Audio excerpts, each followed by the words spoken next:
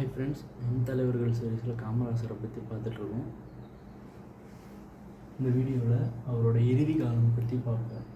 1969 நாகர்கோவில் நாடாளுமன்ற இடைத்தேர்தலில் அவர் கலந்துக்கிட்டு அவர் மாபெரும் வெற்றி பெறாரு.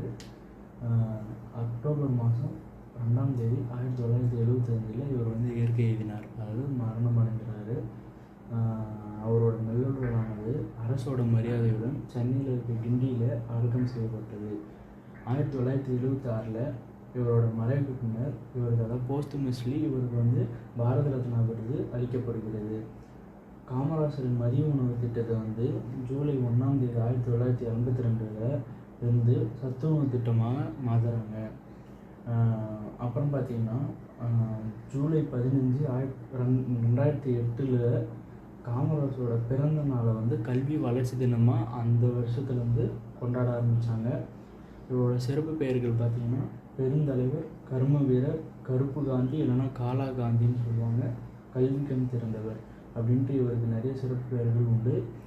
இந்தமாரி காம்படிட்டிவ் எக்ஸாம்ஸ் ரிலேட்டட் வீடியோஸ்க்கு காம்படிட்டிவ் எக்ஸாம்ஸ் தமிழில் சப்ஸ்கிரைப் பண்ணிக்கோங்க. தேங்க்ஸ் ஃபார் வாட்சிங்.